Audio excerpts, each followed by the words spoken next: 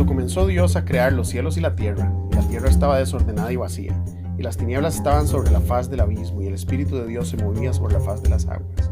Y dijo Dios: sea la luz, y fue la luz. Y vio Dios que la luz era buena, y separó Dios la luz de las tinieblas. Y llamó Dios a la luz día, y a las tinieblas llamó noche, y fue la tarde y la mañana un día. En el episodio anterior iniciamos la historia de la creación, resolviendo el malentendido que nuestras traducciones modernas producen en los primeros 2 versículos del texto. Insistimos en la necesidad de enfrentarnos a las Escrituras en sus propios términos, no los nuestros. Esto implica leerla tras los ojos de la cultura a quienes le fue revelada, no tratando de hacer que el texto se adapte a nuestras propias ideas o entendimiento. Mucho menos especular inventando fábulas para justificar nuestra ignorancia. Dicha empresa no es una tarea sencilla, requiere esfuerzo, tiempo y dedicación. El estudio bíblico no es para el negligente, sino el diligente.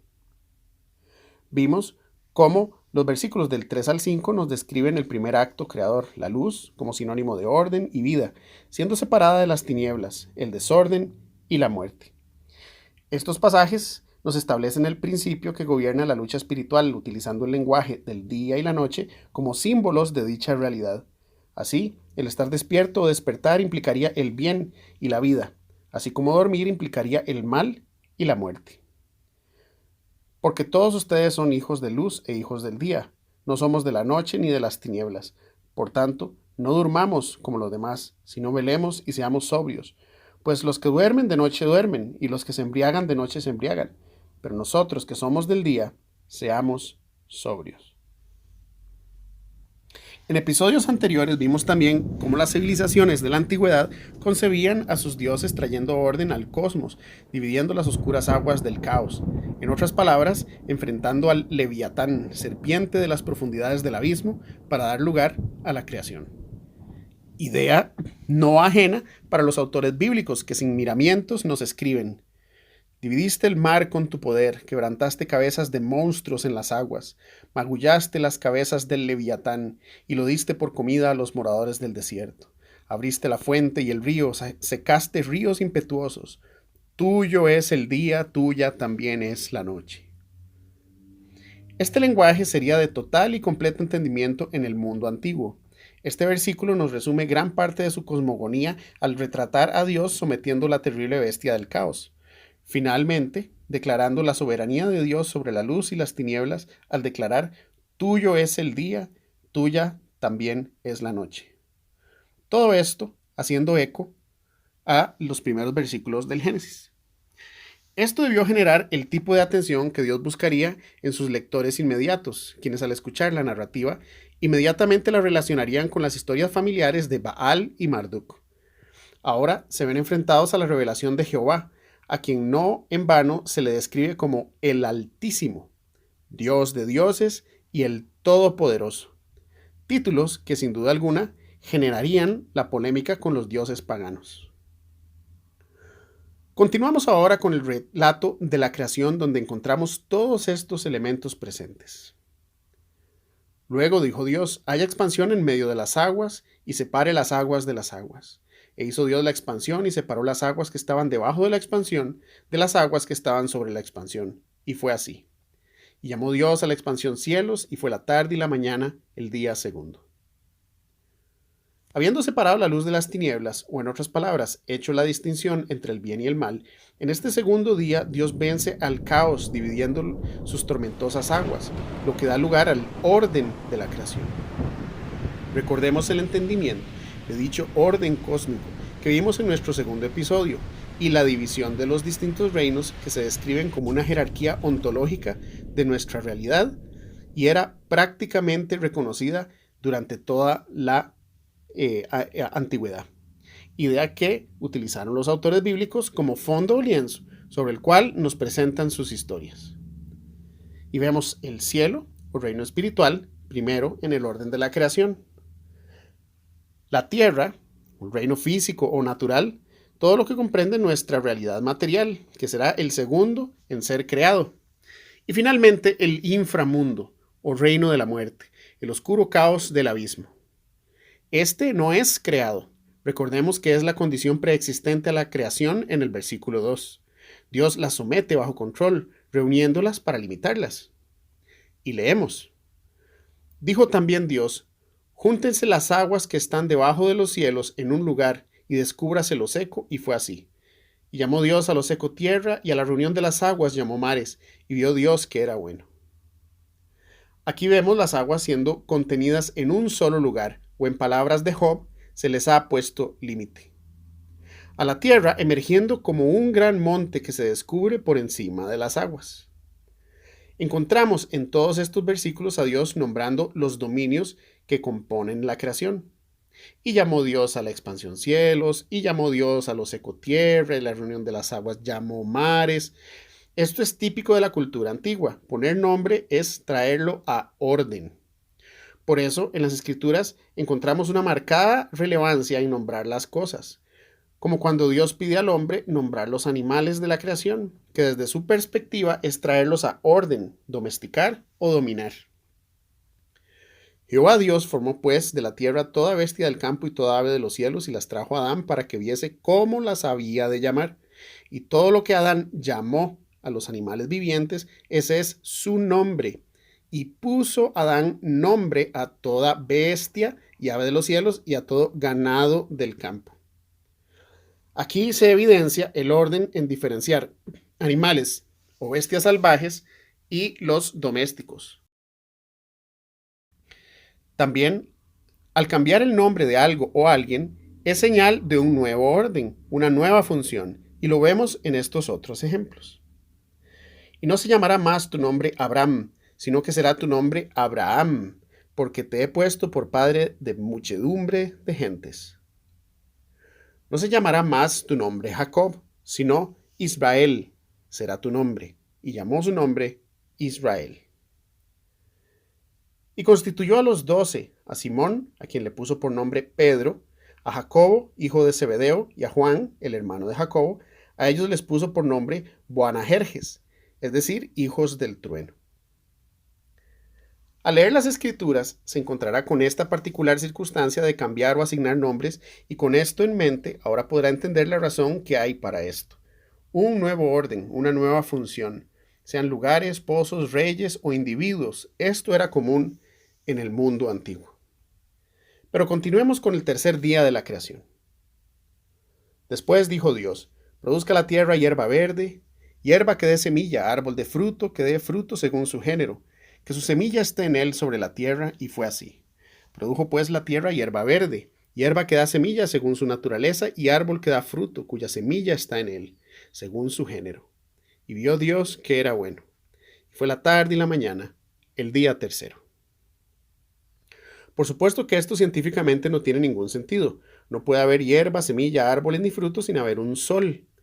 Esta no es en absoluto la intención de su autor, como tampoco la forma como debe ser entendido. Incluso Orígenes de Alejandría, uno de los primeros padres de la Iglesia, en el tercer siglo reconoce esto, entendiéndose como un patrón conforme a la literatura de la época. El énfasis en estos 3 versículos es la fertilidad del reino terrenal, no un recuento literal de lo ocurrido. Debemos recordar que el Génesis es un tipo de literatura único en su género y de estructura poética que cumple las convenciones literarias de su tiempo, no el nuestro. Su propósito no es informarnos cómo fue creado el universo, sino presentarnos un tratado teológico de la realidad física y espiritual en la función y orden de la creación, llevarnos a través de sus escritos al propósito y la razón de la misma. Nosotros normalmente nos preguntamos el cómo, sin embargo, ellos se preguntarían el para qué o el por qué. La maestría de los escritos reside precisamente en la riqueza de los símbolos que utilizan para describir los patrones subyacentes que entretejen dicha realidad. En palabras del artista y filósofo ortodoxo Jonathan Peugeot, patrones o símbolos que encuentran su forma en las particulares instancias de la vida, conectando la intrincada red de nuestra conciencia a los fenómenos que se nos presentan, moldeando así nuestra realidad. Si había algo que los escritores bíblicos hacían perfectamente, era la forma como utilizaban dichos símbolos para comunicarnos las ideas y principios de Dios. Esta fertilidad que encontramos del verso 11 al 13 está íntimamente ligada con la continuación de la vida, la preservación de la especie. La semilla o simiente dará fruto según su género. Y mucho se podría desprender de tan solo esta idea, pero para ahondar más en este tema, les invito a ver el video donde estudiamos este concepto del fruto, la semilla y el árbol en el link que encontrará al finalizar este episodio titulado El fruto. Ahora, Dios creará los funcionarios de cada reino o dominio. El cuarto día corresponde a las lumbreras o estrellas, que desde su perspectiva son seres espirituales o ángeles, habitantes del reino espiritual. También el sol y la luna, así la luz siempre estará reinando, incluso sobre las tinieblas. Vemos también en los siguientes versos la importancia que los autores dan a la función de cada uno de ellos, y se hace evidente en el extenso uso de la preposición para, que si recordamos bien, se usa para indicar un objetivo o finalidad. Leamos. Dijo luego Dios: haya lumbreras en la expansión de los cielos para separar el día de la noche y sirvan de señales para las estaciones y para días y años, y sean por lumbreras en la expansión de los cielos para alumbrar sobre la tierra. Y fue así. E hizo Dios las dos grandes lumbreras, la lumbrera mayor para que señorease en el día y la lumbrera menor para que señorease en la noche. Hizo también las estrellas, y las puso Dios en la expansión de los cielos para alumbrar sobre la tierra, y para señorear en el día y en la noche, y para separar la luz de las tinieblas. Y vio Dios que era bueno, y fue la tarde y la mañana, el día cuarto. El orden y función que tanto he insistido desde el episodio anterior son de vital importancia. Estos tienen como propósito la fecundidad de la creación, o dicho de otra forma, la promoción de la vida. Y lo vemos claramente reflejado en los siguientes versos. Dijo Dios: produzcan las aguas seres vivientes y aves que vuelen sobre la tierra, en la abierta expansión de los cielos. Y creó Dios los grandes monstruos marinos y todo ser viviente que se mueve, que las aguas produjeron según su género, y toda ave alada según su especie. Y vio Dios que era bueno. Y Dios los bendijo diciendo: fructificad y multiplicaos, y llenad las aguas en los mares, y multiplíquense las aves en la tierra. Y fue la tarde y la mañana, el día quinto. Luego dijo Dios: produzca la tierra seres vivientes según su género, bestias y serpientes, y animales de la tierra según su especie. Y fue así. E hizo Dios animales de la tierra según su género, y ganado según su género, y todo animal que se arrastra sobre la tierra según su especie. Y vio Dios que era bueno. Por esta misma razón es que el sexo importa. Tanto macho como hembra tiene el mismo valor ontológico, pero distinta función en el orden natural, cuyo fin es la procreación. En otras palabras, a favor de la creación, no en contra. De ahí que el practicar o promover conductas distintas al orden natural de la creación es estar en contra de lo establecido por Dios y atenta contra la mismísima preservación de la especie. Si prestamos suficiente atención, vemos un diseño intencional en la narrativa. En palabras de académicos y eruditos, diseño a modo de espejo. El doctor John Walton, especialista y profesor del Antiguo Testamento, en su libro Ancient Near Eastern Thought and the Old Testament, expone que los primeros 3 días de la creación conciernen las bases para la función del cosmos: el tiempo, el clima y la fertilidad, estableciendo así los medios para su correcta función. El primer día, la luz y las tinieblas. El segundo día, el cielo y el mar. El tercero, la tierra y las plantas. Mientras que en los días siguientes se establecen los funcionarios en cada uno de sus medios, conforme a su dominio, sea espiritual o celestial, como animal o terrenal. El día cuarto, las lumbreras. El quinto, animales marinos y aves del cielo. El sexto, animales terrestres y el hombre. ¿Pero qué significa todo esto? ¿Por qué 7 días? ¿Qué nos quieren comunicar? Para poder contestar estas preguntas, primeramente trataremos de entender mejor el porqué de su forma de pensar, ya que esto está íntimamente relacionado con su cultura. Iniciemos por lo obvio, su situación geográfica. El cercano y Medio Oriente, región prácticamente desértica y de difíciles condiciones para la supervivencia. Como vimos en nuestro primer episodio, la vida es posible gracias a las vertientes de la zona, región conocida como el Creciente Fértil. Así, en su mente, si habría algún lugar donde la vida pudiese iniciar, sería cerca o en las nacientes de los principales ríos, que en su caso corresponderían al Tigris y el Éufrates. Conforme su forma de ver el orden de la creación, lo más cercano al reino o mundo espiritual serían las montañas, que desde su perspectiva parecen alcanzar el cielo. Por lo tanto, ellos consideraban que los dioses descendían a las cumbres de las montañas para habitar en ellas, disfrutando la abundancia del fruto y la exuberancia de la vegetación, su jardín personal, lugar donde el cielo y la tierra se intersectan. Este tema será recurrente en la épica bíblica, donde encontramos a Dios descendiendo como fuego consumidor en sus montañas, sea el Sinaí, en el tabernáculo, decorado también como un jardín, o el monte de Sión, su hogar en Jerusalén, para finalmente descansar sobre su congregación, la iglesia, la que el profeta Daniel describe como un gran monte, o el apóstol Juan retratándola como una esposa también en una gran montaña. Es en las alturas donde para ellos y bajo su perspectiva se origina y fluye la vida, desde donde las nacientes con sus abundantes aguas descienden para extenderse por toda la tierra, haciéndola fértil, apta para vivir. Por eso era común edificar santuarios en lugares altos, o bien construir montañas artificiales a modo de templo, el lugar o la habitación del dios en la tierra. Fuese Atum, Ra, Baal, Marduk o Moloch, el invocar la presencia del dios y asegurarle un lugar en su santuario significaba ser prosperados y protegidos por él. Esto dio lugar a los primeros templos rituales conocidos como zigurats o pirámides. Montañas artificiales hechas por el hombre, no alienígenas ancestrales, que servirían para invocar la presencia del dios en medio de ellos. Así, estos descenderían para traer la tan deseada fertilidad a la tierra. En estos templos se colocaría la imagen o figurín del dios, no que la imagen en sí fuera su dios, sino su representación física. Ellos presentaban sus ofrendas al sacerdote o pitonisa como intermediarios u oráculos, interlocutores entre Dios y los hombres. Como la idea era hacer descender al dios para traer fertilidad a la tierra, muchos de los rituales eran de naturaleza sexual. Por eso no es de extrañar que en la antigüedad abundasen las sacerdotisas.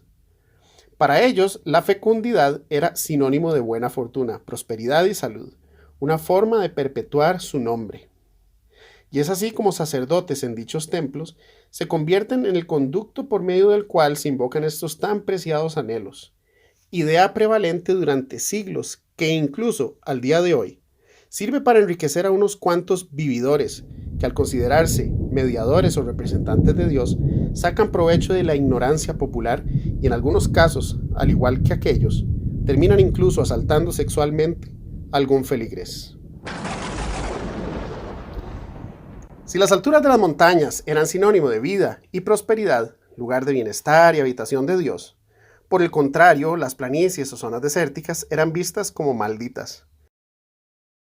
Territorios estériles, sin fruto, tierra de cardos y espinos, sinónimo de muerte, habitación de chacales o demonios, también llamados moradores del desierto.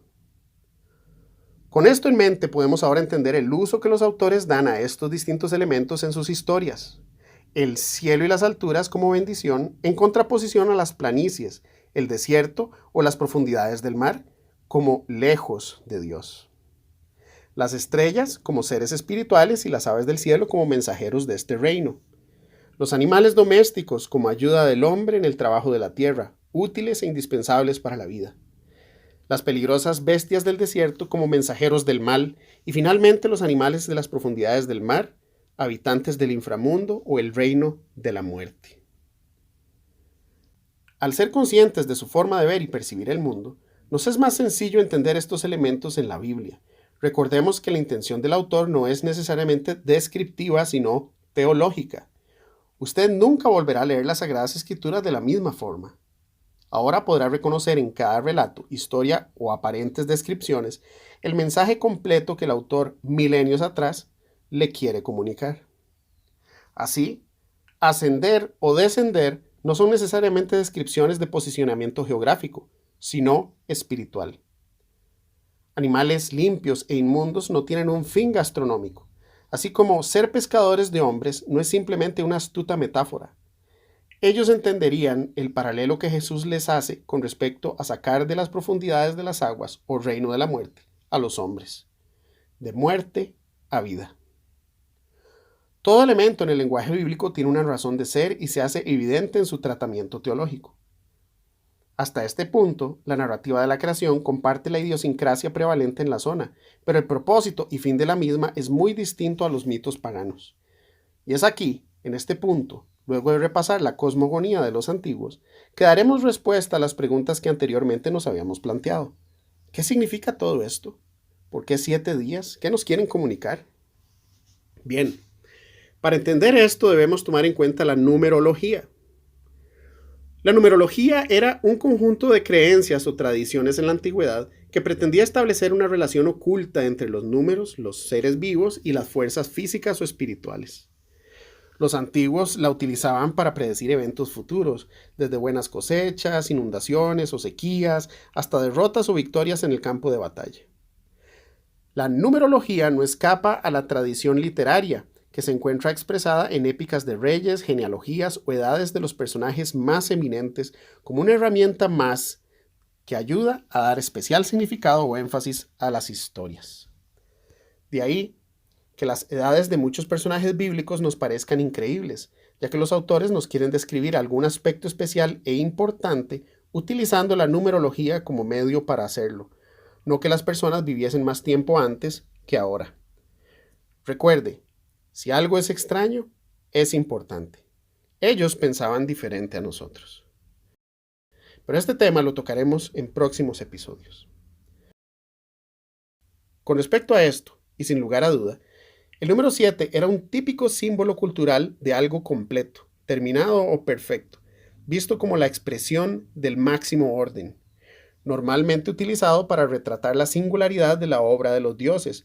Por lo tanto, era de uso común en ritos o tradiciones religiosas, como en la inauguración de templos o santuarios. Los cilindros de Gudea, escritos cuneiformes de la antigua Sumeria, contienen el himno al templo Eninu, considerados los himnos más antiguos de la historia. Estos describen la inauguración del templo al dios Ninjirsu en 7 días.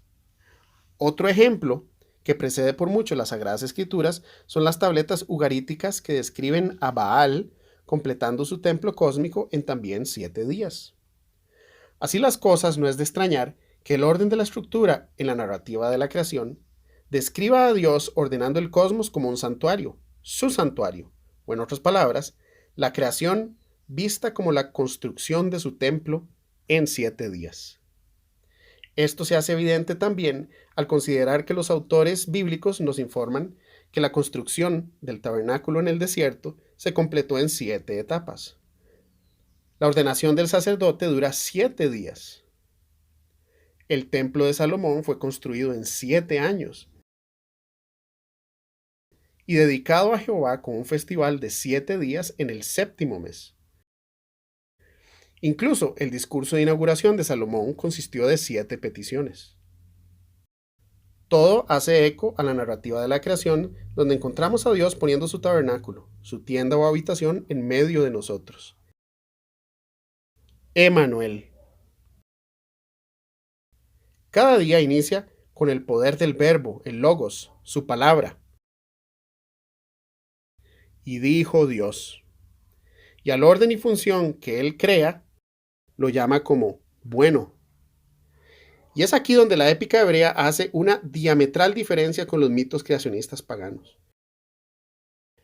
En ellas los dioses crean al hombre como esclavos a su servicio, cuyo único valor era el presentar tributo a modo de ofrenda para satisfacer sus más perversos placeres. Pero en el caso de Jehová sus propósitos son muy distintos, y lo encontramos en Génesis capítulo 1 del versículo 26 al 28, donde leemos: Entonces dijo Dios: Hagamos al hombre a nuestra imagen, conforme a nuestra semejanza, y señoree en los peces del mar, en las aves de los cielos, en las bestias, en toda la tierra y en todo animal que se arrastra sobre la tierra. Y creó Dios al hombre a su imagen, a imagen de Dios lo creó, varón y hembra los creó. Y los bendijo Dios y les dijo, fructificad y multiplicaos, llenad la tierra y sojuzgadla. En la construcción de templos paganos, el figurín o imagen del dios se introducía en el templo al sexto día de su dedicación, ya que el séptimo, el dios tomaría su lugar o posesión del mismo para reinar. Esta es la idea detrás de la narrativa de la creación en 7 días. Dios está construyendo su templo. La inmensidad del cosmos es su tienda, su tabernáculo. Esta idea no sería ajena para alguien en su mismo contexto, como el profeta Isaías, quien nos escribe: Él extiende los cielos como una cortina, los despliega como una tienda para morar. Jehová nos ha colocado en su templo al sexto día, como su imagen, y nos ha puesto al cuidado de su buena creación como reyes y sacerdotes de la misma.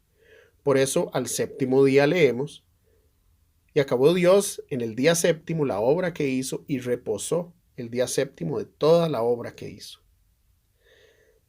Así como en un templo pagano al séptimo día el Dios tomaría su lugar o posesión del mismo, en la narrativa bíblica se nos describe a Dios reposando, que en hebreo es la palabra Shabbat, y que según el Gesenius Hebrew Chaldee Lexicon, su idea principal es sentarse, que en su contexto implicaría tomar posesión, empezar a reinar, como vimos anteriormente. Esta es la idea y el tratamiento teológico detrás de los 7 días de la creación. La enorme y marcada diferencia que encontramos entre mitos paganos y las Sagradas Escrituras es que Dios nos ha puesto como gobernantes del mundo, su jardín, algo que en la antigüedad era reservado solo para los reyes, considerados como hijos directos de los dioses. Bueno, esa es la descripción que las Sagradas Escrituras hacen de nosotros, la humanidad, como hijos de Dios y por lo tanto gobernantes de todo lo creado. Para las culturas y civilizaciones paganas, la creación es vista como corrupta y sucia, mientras los dioses habitan en su Olimpo, su paraíso lejos de nosotros, lo que en su cosmogonía los académicos llaman el gran monte cósmico. De ahí que el anhelo de los paganos es abandonar este mundo, ganando el favor de los dioses para poder acceder al paraíso, su jardín en el cielo. La épica bíblica no trata de eso. La creación es el mismísimo jardín de Dios, donde Él decidió formar su familia humana. No en vano, al concluir su magnífica obra, leemos: Y vio Dios todo lo que había hecho, y aquí era bueno en gran manera. En el siguiente episodio veremos cómo lamentablemente decidimos la autonomía y separarnos de Él, lo que precisamente dará inicio a la redención por parte de Dios, nuestro Padre, conforme a la responsabilidad patriarcal que vimos en el segundo episodio.